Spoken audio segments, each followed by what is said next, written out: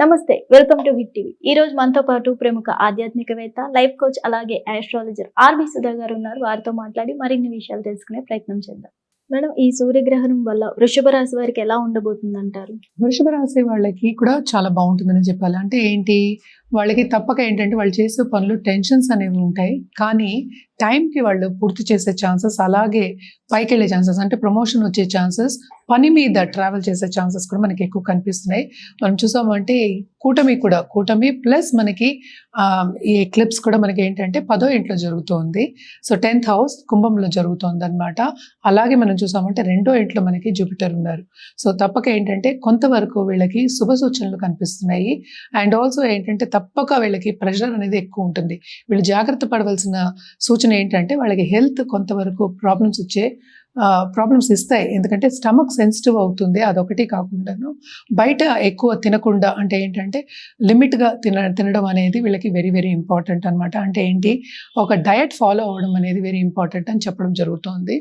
And also మనం చూసామంటే దాంపత్య జీవితంలో కూడా కొంతవరకు అనుకూల పరిస్థితి వీళ్ళకి నెలకొంటుంది.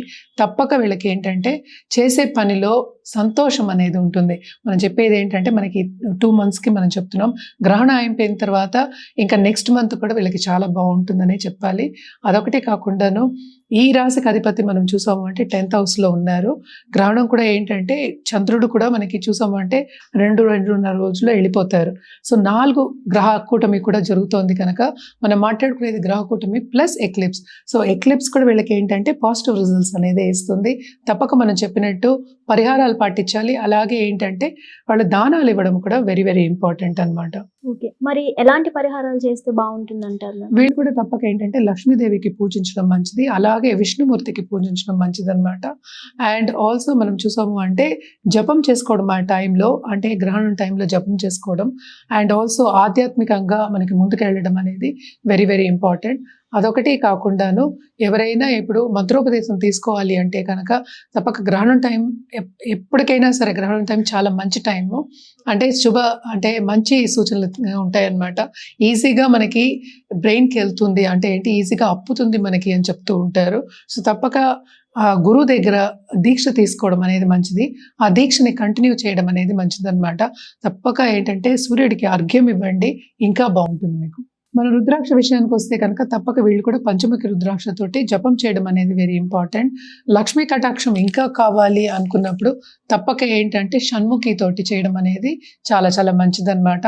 అదొకటి కాకుండా మనం చూసాము అంటే 12th and 7th లార్డ్ కూడా మనకి ఆయన ఏంటంటే మనకి మకరంలో ఉన్నారు, ఎగ్జాల్టేషన్ పొజిషన్లో ఉన్నారు. సో తప్పక ఏంటంటే వీళ్ళకి బిజినెస్ పార్ట్నర్ కానీ లైఫ్ పార్ట్నర్ కానీ మంచి పొజిషన్కి వచ్చే ఛాన్సెస్, అంటే వాళ్ళకి కూడా ఈ ఎక్లిప్స్ మూలాన్ని మంచి సూచనలు అనేవి మనకి కనిపిస్తున్నాయి అన్నమాట. తప్పక బాగుంటుందనే చెప్పాలన్నమాట. ఎందుకంటే 9th and 10th మనకి దాంట్లో 10thలో మనకి గ్రహణం అవుతుంది. సో తప్పక చాలా బాగుంటుంది, ఎస్పెషల్లీ కెరియర్ పాత్ చాలా బాగుంటుంది అన్నమాట. Thank you so much ma'am, చాలా చక్కగా వివరించారు.